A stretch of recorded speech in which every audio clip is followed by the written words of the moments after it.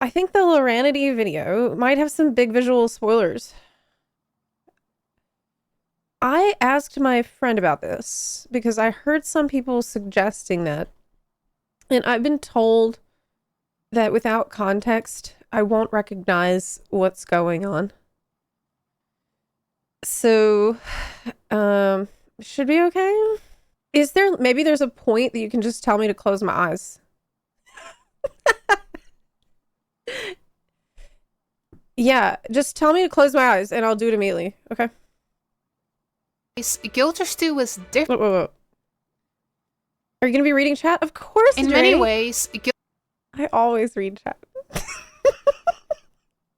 Of course. Guilty Stew was different from other MMOs. Just because WoW did something 20 years ago, doesn't mean it still has to work the same way now. Wait, LARANITY, you're level 22, you're in World of Warcraft, do you want to play with me? Oh my god, that's cool.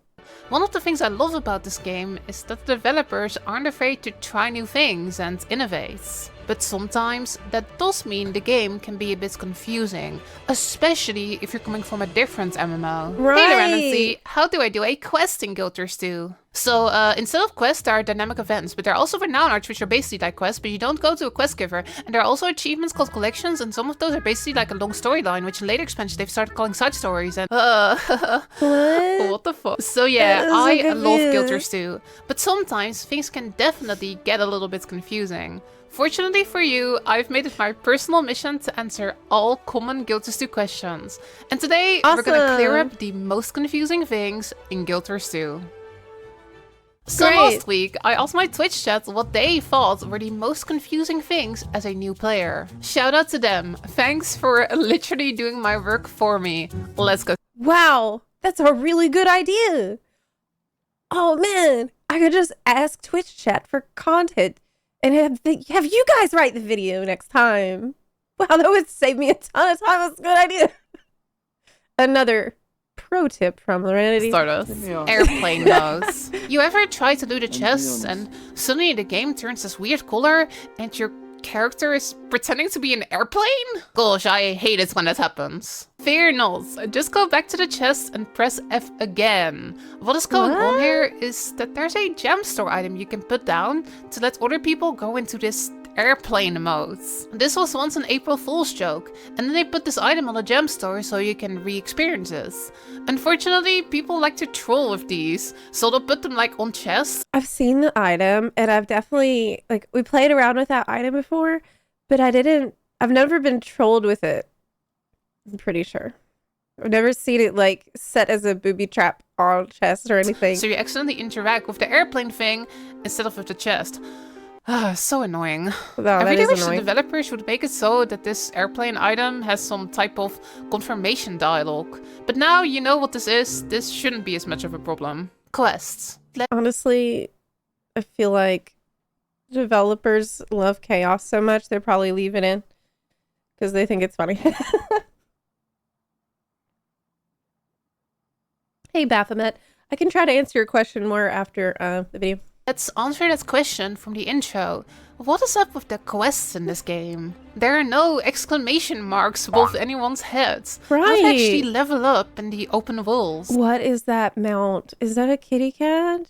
It's so fluffy. When Guilty Stew was first announced, a large part of the sales pitch was dynamic events. Instead of the game waiting for you to show up and accept a quest, things would just happen in the worlds, whether you would be there to see it or not. Dynamic events are awesome, but sometimes you will wander around and there's just nothing going on.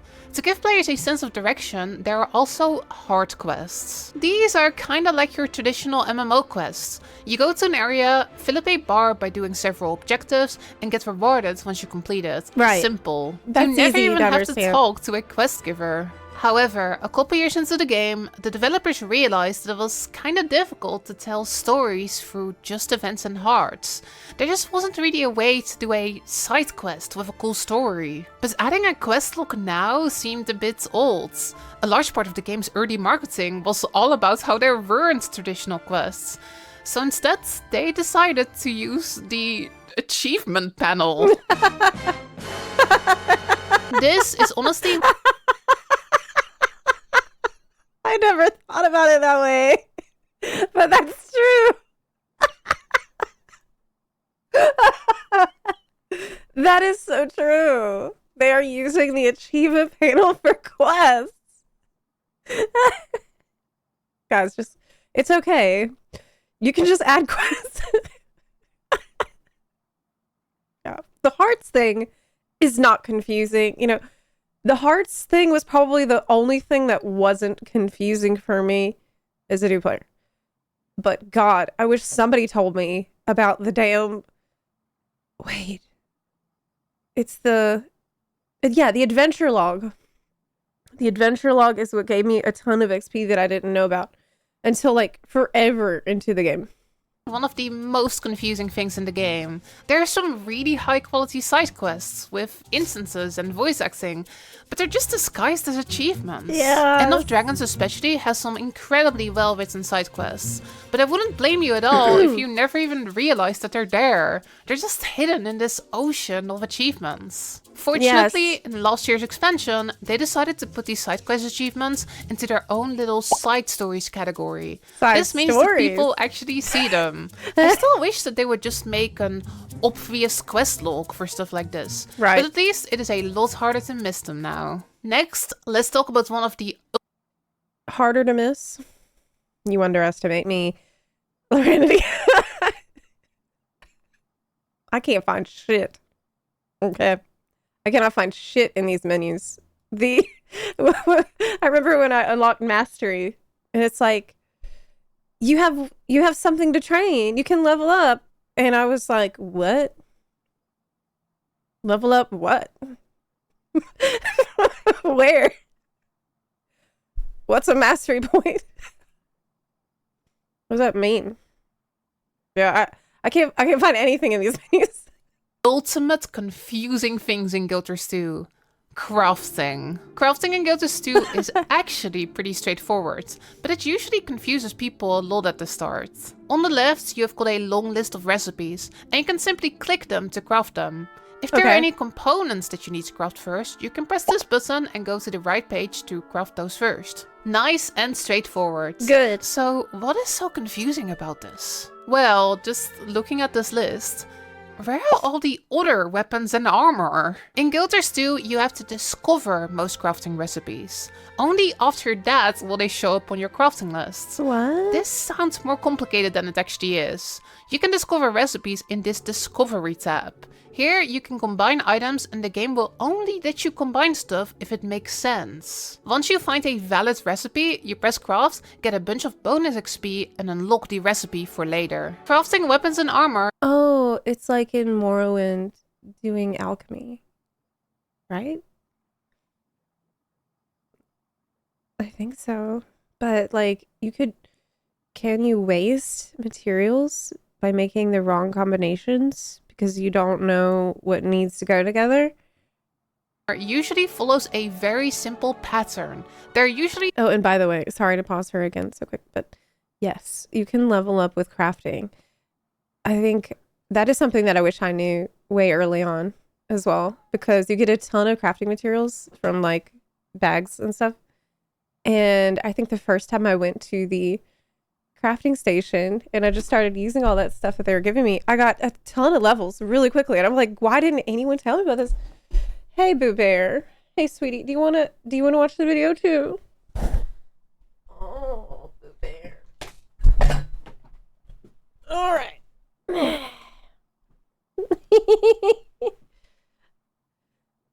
Okay. Sorry about the interruption. Two basic Let me back up a little bit. Follows a very simple pattern. There are usually two basic crafted components, and then there's usually an insignia for armor or an inscription for weapons. Once you know that pattern, it's actually very easy to find these recipes, and you'll be a crafting pro in no time at all. Is crafting fun? Like, is crafting something that a lot of y'all are doing? Like, it's like one of the main things you do when you log into Guild Wars 2 every day?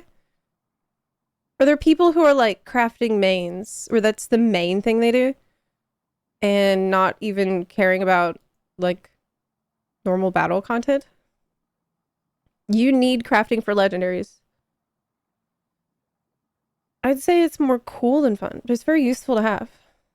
See, because for me, in Elder Scrolls Online, you might not believe this, but I was a giga crafter. I shouldn't say was, because obviously I still play sometimes. But I went hard into crafting, and that was like my main thing I would do in the game. I would do enchanting crafting, and I would do gathering and mostly make money on enchanting. And I treated it almost like Eve Online. I had spreadsheets and shit. So I might be a kind of person who enjoys it, but it's you can get spreadsheety with it. It's fairly standard. Yeah, I kind of like the more simple MMO crafting personally. All right. Holy Trinity. In most MMOs, there are tanks, healers, and DPS. New players often ask me which class is which. Which of these are healers, tanks, or DPS? Guild Wars 2 has really free-form buildcraft, so the current reality is that every class can perform every role.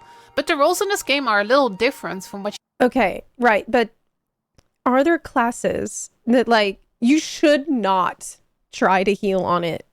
Or, like, you shouldn't ever try to tank on that class because it's, like, a meme choice? Or is it actually viable for every class to tank or heal?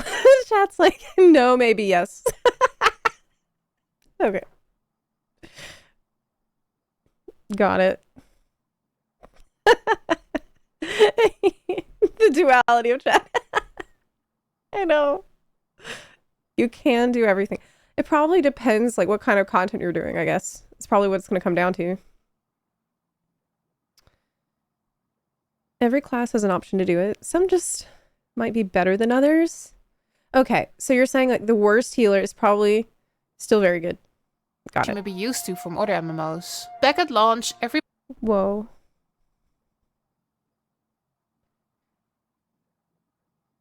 That is a nice hat. You know what's great about Guild Wars 2? You can have a really nice big hat and your hair is still down. Okay. That's a big deal. You don't become bald because you have a hat on. I love that. Oh, let me back up. Every class can perform every role. But the roles in this game are a little different from what you may be used to from other MMOs. Back at launch, everybody basically played DPS. Most hats removes your hair. We have a lot of bald hats. The hair is actually a wig. Oh. I think I usually don't wear hats, which would be why I don't know. I usually wear like crowns or circlets, and I think I do that in every game that I play. I don't usually wear the helmet because I think that's actually a pretty common problem. Sag, this hat is not even currently available. Crap. Some hat hairs are actually desirable. The vagabond hood is insanely good. We'll have to look that up later. Everyone has got their own dedicated heal skill, and tanking wasn't really a thing, so we all just kinda healed ourselves. In open world and easy content, that is still kind of the case, but over the years we've also gotten a lot of harder content. In that content, we've actually started using healer builds. The interesting thing is that in Guild Wars 2, healers are usually also the tanks. In other MMOs, healers are often squishy and have to stay away from danger, but in Guild Wars 2, healers are usually very survivable, and they can just heal themselves if they take damage. This makes them really good tanks, so if tanking is your thing, look for a healing build. What? Healing in Guild Wars... What?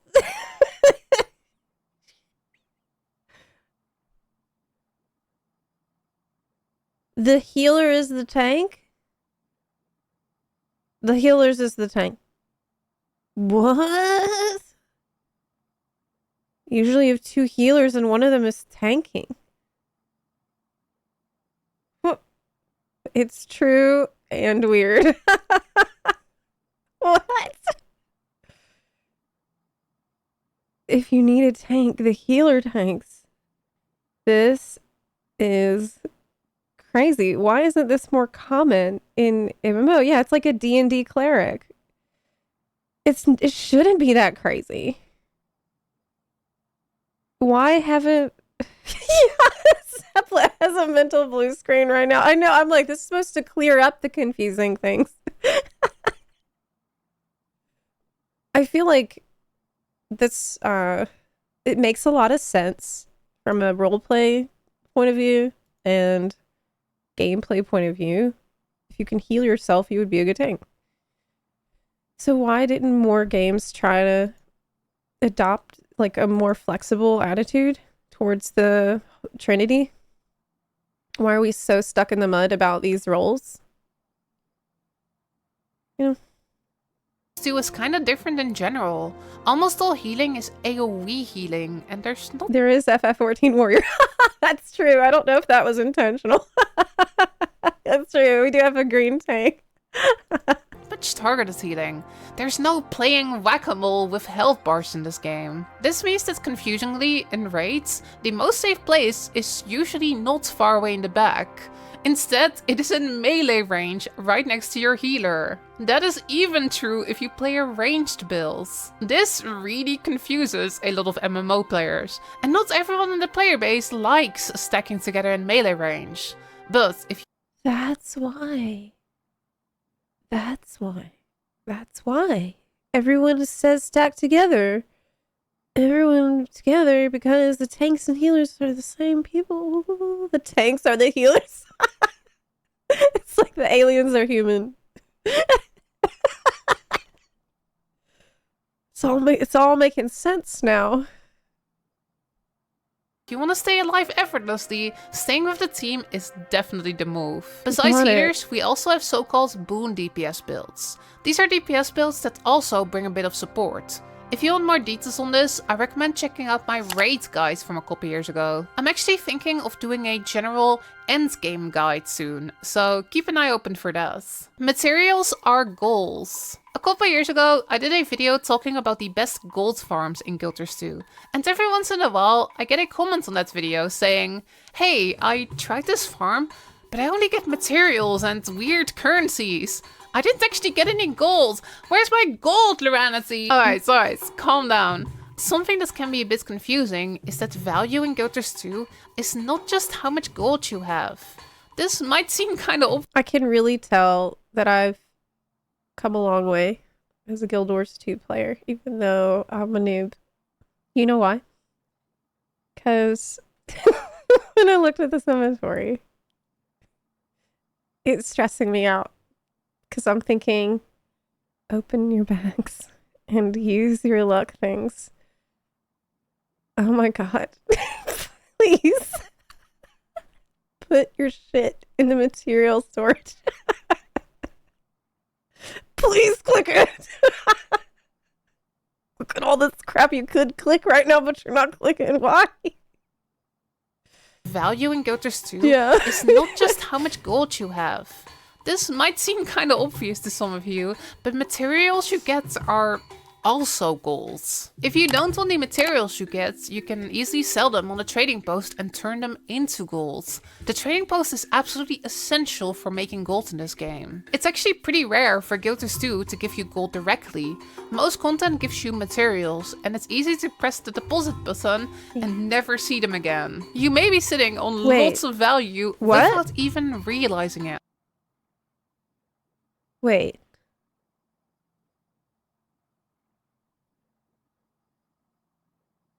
I always click the button to make it go away into the material storage, but it could be money waiting for me.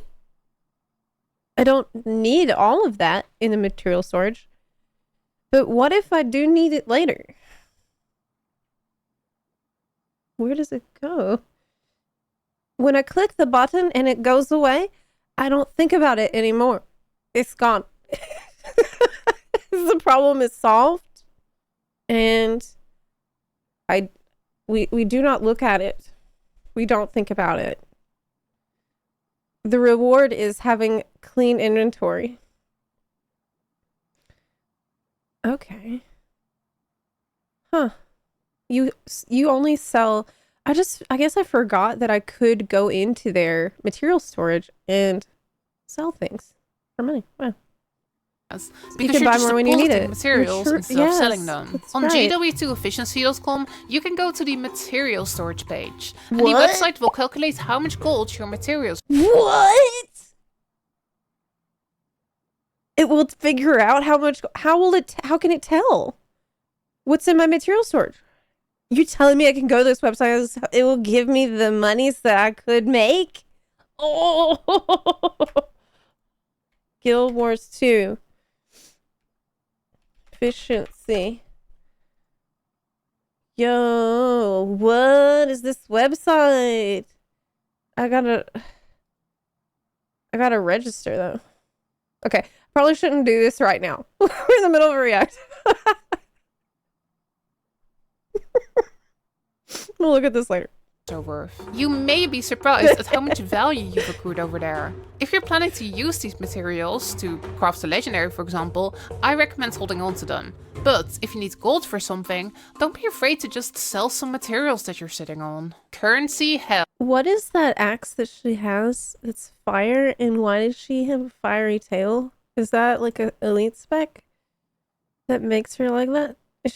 Is that a warrior? What is that? I have to put an API key. We'll try to figure it out. I don't know where to find that stuff. Legendary weapon and legendary backpack. Ooh. Guild Wars 2 has a lot of currencies, and that can be very confusing. There is dungeon currency, fractal currency, the other fractal currency, the other fractal currency, the list goes on. Yeah. A lot of these currencies can actually also be converted into gold. You may, for example, be able to spend your currency on items that you can sell. If you're interested, I did a whole video about that a couple years ago. But for now, if you ever get currency and you have no idea what it does, I highly recommend just looking it up on the wiki. The Guild Wars 2 wiki is an absolutely fantastic resource, and it can tell you exactly what a currency can be used for. Next, let's talk about one that even veteran players are confused about. Condition versus power. Guild Wars 2 has two different ways of dealing damage. First, there is power or strike damage, which is just your straightforward damage. There are also conditions that deal damage over time, like bleeding, burning, poison, or torment. I know about power that. Yeah. damage and condition damage usually doesn't combine into a build very well. Most weapons are pretty clearly geared at one type of damage. Yeah. The Necromancer's Greatsword is clearly a power weapon, while the pistol is very clearly aimed at condi. So be aware of what weapon you're using when you're picking your stats. Picking power damage stats while your weapon mostly does conditions is not gonna work well. Players often get confused about where power damage is good and where condi damage is good. Usually the answer is both are fine, unless if your enemies die really quickly. If the enemies die quickly, power tends to be much better, because condi needs some time to stack up conditions. If the enemy dies before your bleed stacks are even up, it's difficult to contribute. There's a large misconception that conditions are better on bosses that move a lot, because the stacked condis keep doing damage even while you are away from the boss. Yeah, this isn't really true. When a boss goes out of your range, you won't be able to stack up new condis either. You might keep doing damage for now, but in the future your damage will go down, just like for a power DPS. The reason for this misconception is mostly that a lot of really good range builds happen to be condi builds, and range builds tend to be really good when the enemy moves a lot. It's more the ranged part that makes these builds good instead of the condi part. In the end, you should just play whatever build you want. I mean, usually in an MMO, the ranged is easier to play because it's just like the nature of how boss fights work. You know, the boss likes to have stuff spewing out of his butt and you don't want to be around it. So it's almost always better to be a range. I always feel like it's harder in melee. I always feel like that. And yet, I've said that before on stream and I've had people say, actually, I feel the opposite.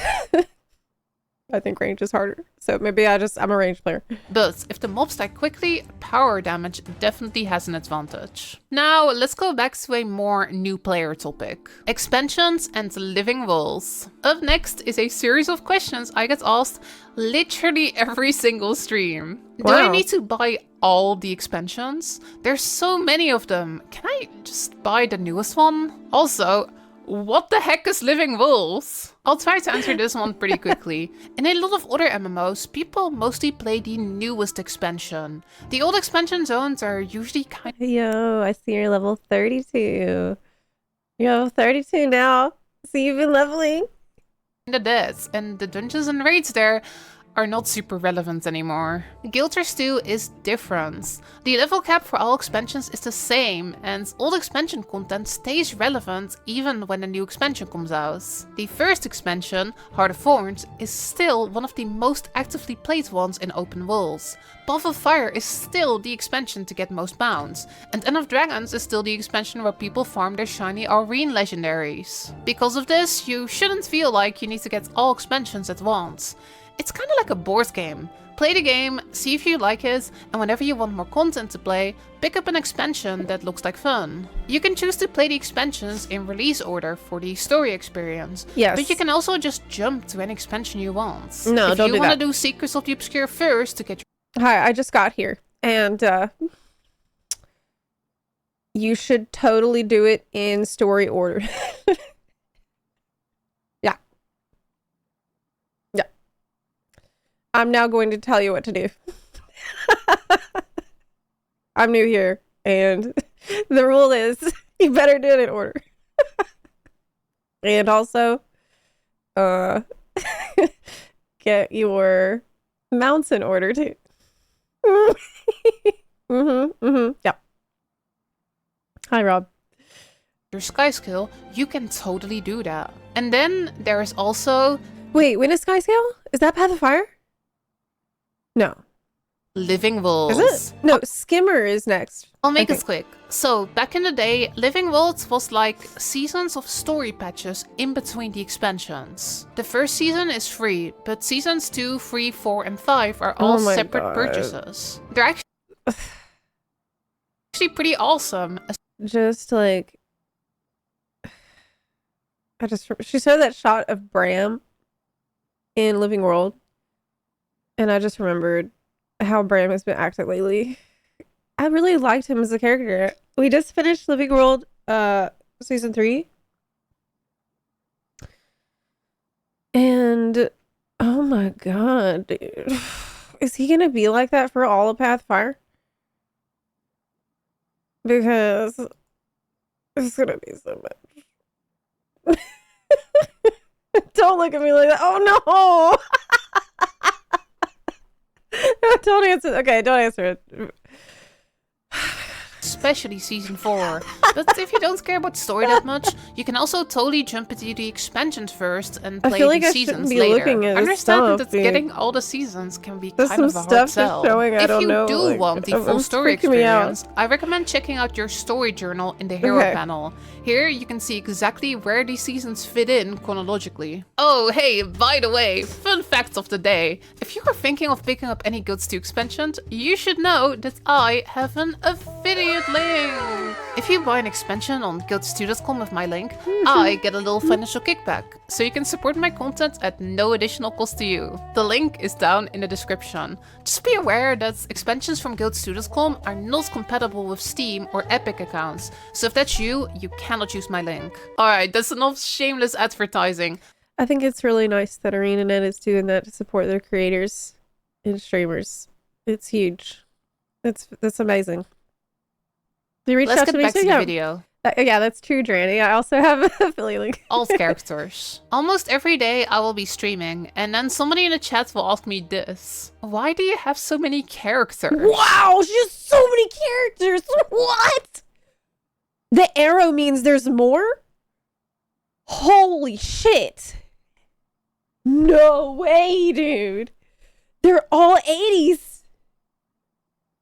What? Only 20. Oh my God. You have 37? Do you actually play them all? Did you do story and map completion on every single character? Something you may also not be used to from other MMOs is that a lot of stuff in Guild Wars 2 is account bound. Oh There my is God. some character bound progression, like leveling up. But for the most part, Guild Wars 2 players progress their account instead of progressing their characters. Golds, unlocks, mounts, achievements, legendaries, it's all account bound. While you can do map completion and story on all your characters, you really don't have to. All you gotta do to get an alt up and running is level it up, get some gear, and maybe grab a couple waypoints you care about. That's it. On most of my characters, I have never done a single story instance. There are plenty of players out there who don't even really have a main character. They just play whatever character they feel like that day. So don't be afraid to make some alts. It's a great way to play other classes or get some new fashion need to looks make an going. alt. Training. You But I kind of did, like, we've been stuck on the one character so that I can get through the story, you know, for the first time. unlock different skills, traits, and specializations in the Training tab. Here you spend hero points to unlock different parts of your class. I see a lot of new players get very stressed about deciding what to pick. Yes. What if you make the wrong choice? stressed Can I me. refund these hero points somehow? It was It's important stressful. to understand that this panel just unlocks stuff. It doesn't actually decide your build, it just unlocks options for you. You can change your actual build anytime you are out of combat, but there are no refunds for what you choose to unlock with hero points. This isn't really a problem though. Guild Wars 2 is designed in such a way that before long, you will just kinda unlock everything. There are no wrong choices, you're just deciding what to get first. The stuff you don't choose, you will just unlock later, so try not to stress about it. It is important to know that in the expansions, hero point challenges give you 10 hero points instead. Hold on, we got some boonarchy. Hey, get out of there. Get out of there. Get out of there. Come on. Hey, come on.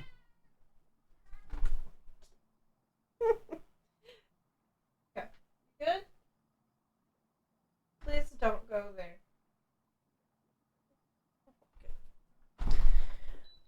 Oh my God.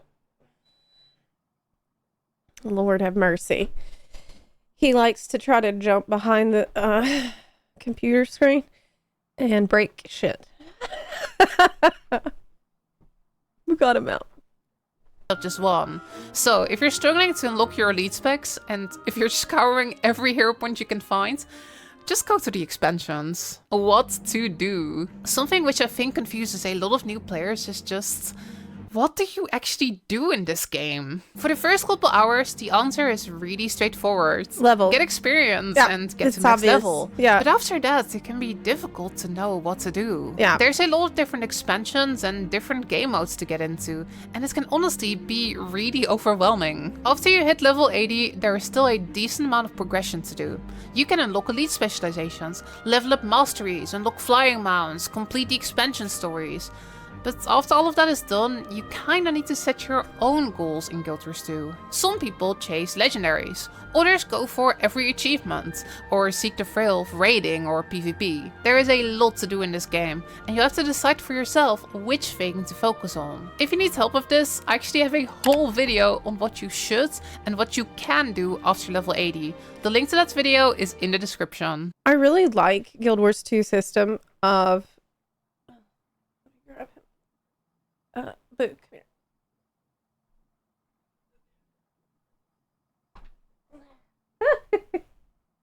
All right, sweetie.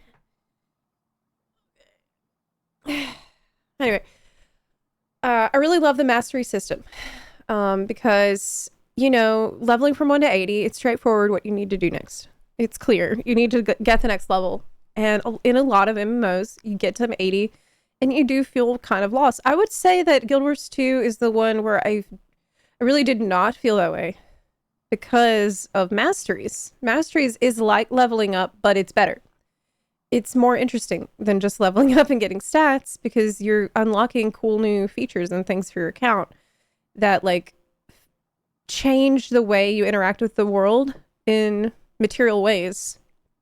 And it's way more satisfying. Like it feels like a really legit roleplay progression. And I felt that very strongly when I was going through Heart of Thorns, where God when you first get to Heart of Thorns with like no masteries. It's pretty savage, man. Like there's so much shit that can kill you. I was dying constantly because it's like, oh, there's poison. Well, you need a mastery. Oh, you need to fly in that updraft. It looks like you need a mastery. You want to glide faster. You need a mastery for that. You know, but over time you do unlock these things, and now suddenly you can fly up, and now like you can serve like get like traverse the map better, and it's really satisfying. It's fun. I almost feel like I wish that there was some mini masteries you would get going from 1 to 80, because I think it might give a newer player a little taste of what the game is actually going to be about after that point, and it doesn't feel like such a jarring change from, okay, I'm expecting I need to level to 1 to 80. This is MMO stuff that I'm used to. And then, oh, this is what the game is actually about after 80. Because I feel like that's one of Guild Wars 2's strengths, and it ends up being kind of, they bury the lead a little bit with that. Makes it feel like your character is learning something. Yes, exactly. That's a really good way to put it. Rather than just being given something. Yeah. And that brings us to the end of this very confusing video. I really hope it was helpful. I also kind of considered talking about confusing inventory stuff, but I've been writing a whole separate inventory video, so stay tuned for that one. If you have any questions, feel free to drop by my Twitch stream over at twitch.tv/LARANITY. I stream Guilds 2 5 nights a week, and I am always down to chat. Also, Awesome. definitely check out my Discord server. There's a ton of really friendly Guild 2 players over there. Thank you so much for Good watching, video. and I will see I you like that. next time. That was a great video, LARANITY. Thank you so much for it.